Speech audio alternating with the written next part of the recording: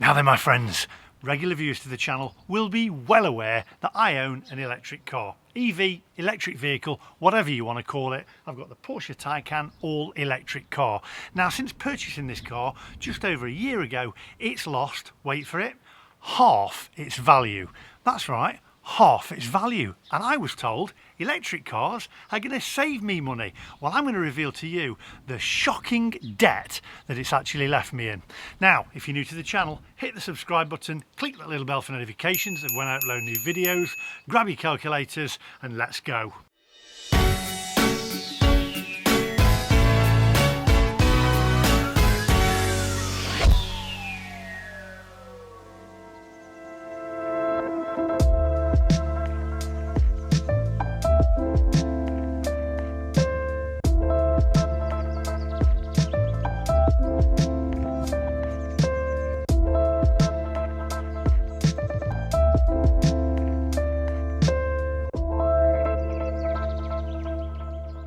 Right, those of you that watch the channel will already know I have a Porsche Taycan all-electric car. I've gone through that in the intro, and you're going to ask me why I've got it and why I've still got it if I don't like it and I hate it so much.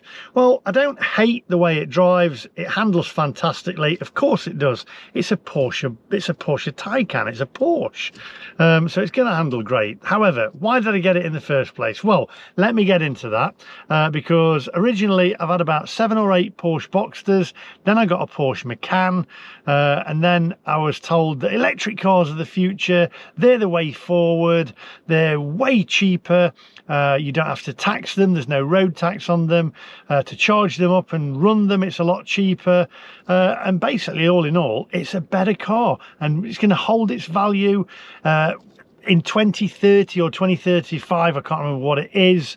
Internal combustion engine cars, petrol and diesel, will no longer be produced. This is the way to go. It was all over the newspapers, it was in the TV, it was what we was told, it's what motor dealers told us as well. This is the future, this is what we need to be having. So I went for it, I spec'd it up, and I went for the Porsche Taycan. I went for a test drive in it. I've actually filmed the test drive and it was brilliant. I was taken by it. I love the way that it drives. Now then, on the flip side, I was told that it was going to be worth probably, well, it would hold its value at least. And there is a slight truth to that, because about 7 or 8 months ago, this car was worth more than I paid for it, and that was because of the transistor shortage and the chip shortage, because of the lockdown that we had and they couldn't produce enough transistors, etc., and electronics for it. So that was partly true. However, now we're back to sort of like, well, we're back to normal now, aren't we? As normal as you can be. And I had a value on this car, and I shall get to that in a minute, and it's now worth half what I paid for it. And I was also told it was going to be cheaper to run than a petrol car or a diesel equivalent diesel car. And I have to say, if you charge it at home with a home charger, yes, it is still cheaper to run. I can charge it overnight and get a full charge for about, well, 16, there we go, flying off BMW, and his petrol, about 16 to 18 pounds. Now you can get it way cheaper than that if you go through Octopus Energy or whatever other energy providers are available. I don't know about all that. I've got what I've got. Anyway, if you charge it on a public charger, however, it works out more costly, in fact way more costly than a petrol or a diesel car, and the amount of miles that it goes.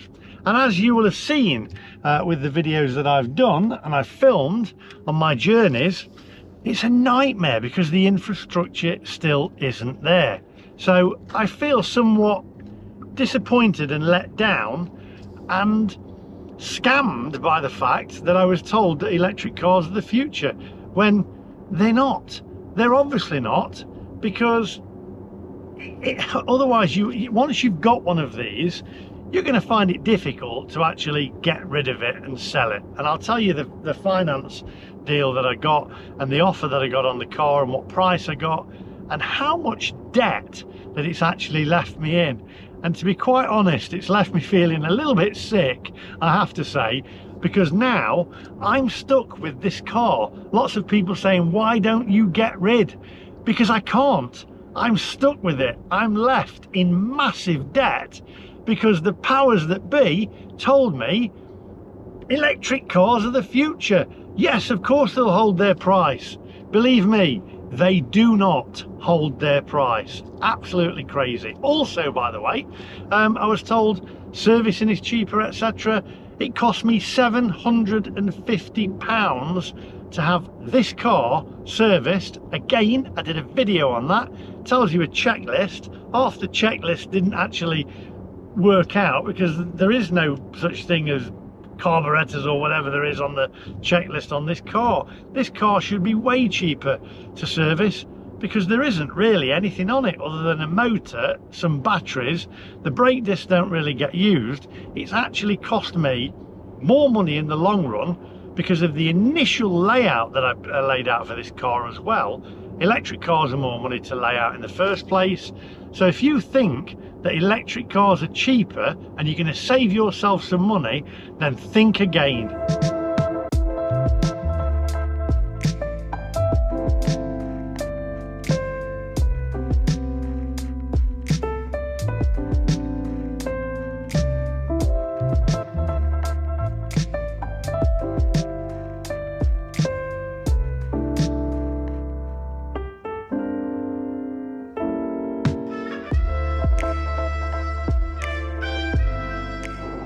Right, now then, first of all, when I purchased this car, I was told no road tax to pay on these cars. Since then, we obviously know the government have brought in road tax, I think from 2024, is it? I can't remember exactly, you'll have to check up on that yourself. So you've got to start paying road tax for your electric cars. I was also told as well it was cheaper to charge than it was to fill up with diesel, etc., whatever, and the price of electric's gone up on public charges, so it costs you more for that as well. So the fact of the matter is, to run these cars actually isn't as cheap as you may think. Also, it's cost me, or it would have done, I've actually got tyre insurance where I've burst tyres, etc., but I've actually had to replace some tyres as well because these cars are really, really heavy and they eat through tyres. So it costs you more in tyres as well because your tyre wear is more because the car's heavier. Makes sense, doesn't it? So it's going to cost you more in tyres as well. So technically, it's not really saved me any money, and the initial outlay for this car as well, as I say, cost more in the first place because of the price of electric cars. Also, before this car, I had a Porsche Macan Turbo S, which I sold. I think I had it for about 2 months. I didn't particularly like the car, it was too big. So I got rid of it, and I actually made £8,000 on that car.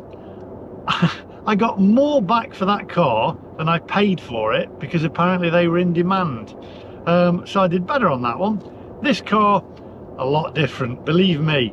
When you see how much debt I'm in with this car, it will shock you. Well, it probably won't shock you as much as it shocks me, because I'm now left with a car that I'm thinking, oh yeah, I think I'll get rid of it and swap back for a petrol, which I'd like to do, but I can't because I'd need quite a chunk of money to hand this car back. So which I haven't got, and I certainly won't be paying. So it looks like I'm stuck with an electric car for the time being. Anyway, come on, onwards. I'll tell you in a minute. Get your calculator ready.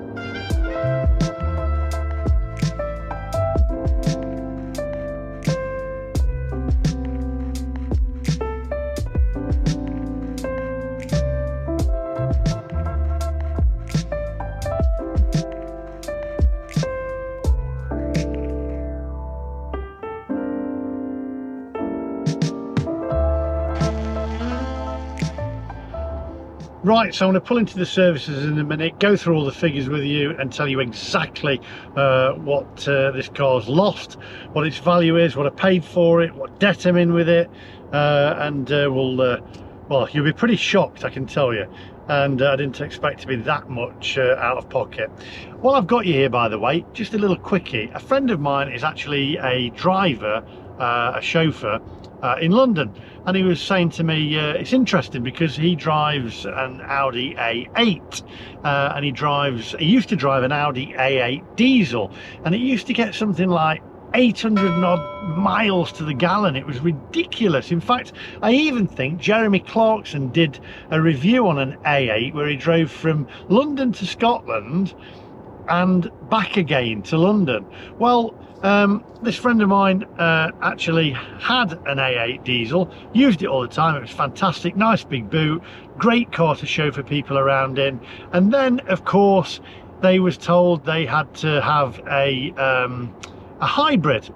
Now the hybrid gets way less to the gallon.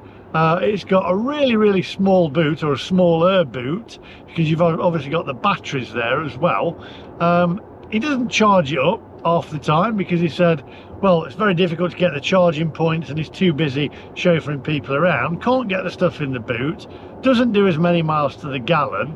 So effectively it's not really as cost effective or as good for the environment as his diesel was. So where's the logic that we're being told to drive these EVs and hybrids when really, if it had just kept the diesel going, loads more room in the boot, loads more miles to the gallon, I mean, it just makes no sense whatsoever. And now we're being sold these things and being told that, yeah, they're way cheaper, they're way better for the environment, when really they're not. I mean, the amount of tyres that I'm getting through on this thing as well, it's just crazy. It's absolute madness. And I don't know when we'll actually wake up and go, hang on a minute, yeah, do you know what? It doesn't actually work, let's admit it. It's crackers. Anyway, I want to pull into the services here and I'll go through these figures with you and tell you exactly how much out of pocket I am with this milk float, as I affectionately call it.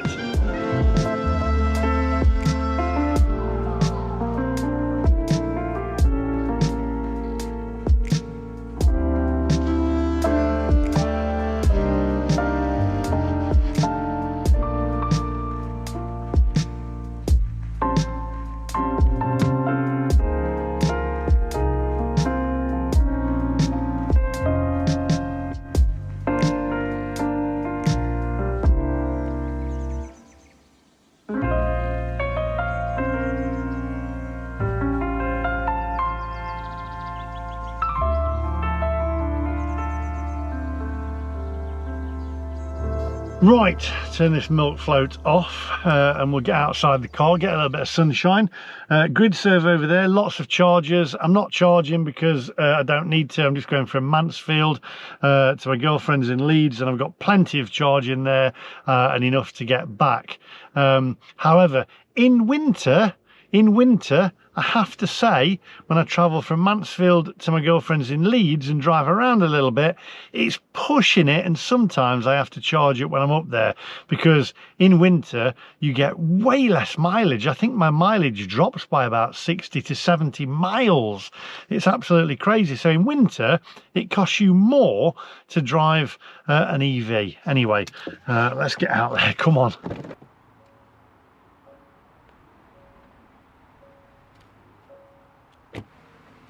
Right, so when I went to buy this car, I spec'd it up with all the top brakes, the additional battery where you get a higher powered battery, etc. I put in a passenger screen. I probably did spend a little bit too much on all the extras. However, the battery itself, which I upgraded, was well worth it. Otherwise I would have got even less miles out of it.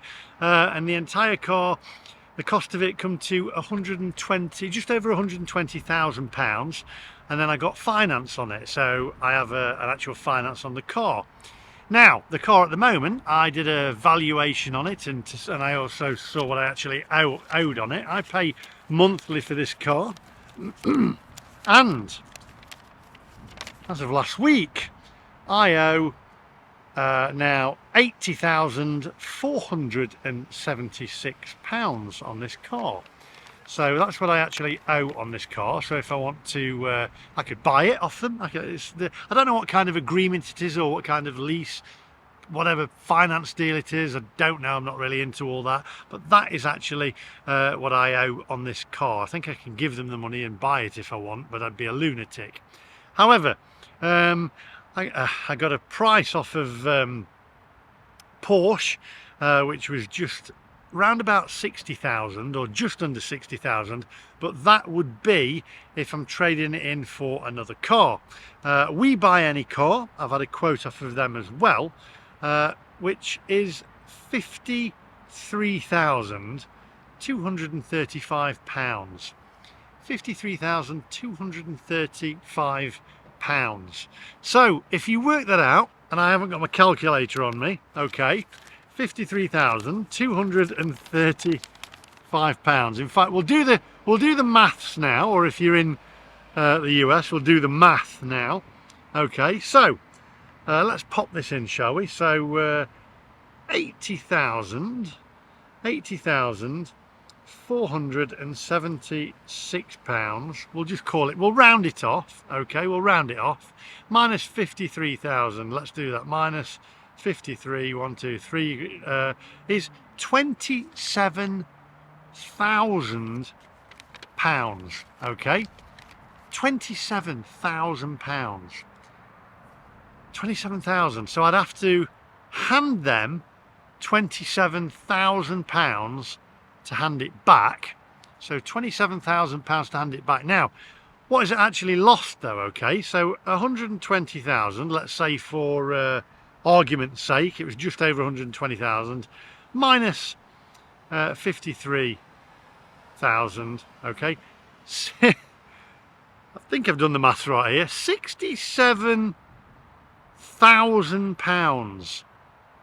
Let's just press pause there for a minute, right, and let that sink in. Let that sink in. 67,000 pounds that I've lost on this car, right? 67,000 pounds. I feel a bit ill, actually. So if you think you're going to save money on an electric car, maybe think again, maybe look into it. Now, I've got to say this is just my personal experience. It is a Porsche. I've put a lot of extras on this car as well, and there may be EV owners out there who has a different experience, who's actually not lost a lot of money on their car. But let me know if you're an EV owner and you've had the same kind of experience and you've lost a hell of a lot of money on your EV. It's absolutely, I mean, I'm gobsmacked with it, really. I'm stuck with the car because I can't afford to give it back. So there you go. If you think you're going to save money on an EV, the price of EVs. Now, I will tell you as well, and I can't say who, but there's a friend of mine who is a motor dealer, not a Porsche motor dealer. It's not a prestigious car. He doesn't sell prestigious cars, but he does sell EVs. And he said that he's not selling as many EVs at the moment, and if he was to buy a car, I can't say who it is, don't want to get him in trouble, he wouldn't buy an EV. He wouldn't recommend one. He did say at this moment in time, so I think that was probably to protect himself. So there you go. And as I say, just my experience. You may have a different experience if you've got an EV, and it's everything that I say is just my personal opinions and experiences in these videos. So that's all from me today. I'm just going to go to the toilet now and throw up. So there you go. Owning an EV, in my experience, it can cost you a lot of money. That's all from me today. Make sure you hit the subscribe button, please, and throw it out to YouTube. Get me a bit of money back so I can get rid of this milk float. That's all from me today. Thanks for watching, and I'll see you guys in the next one. Bye.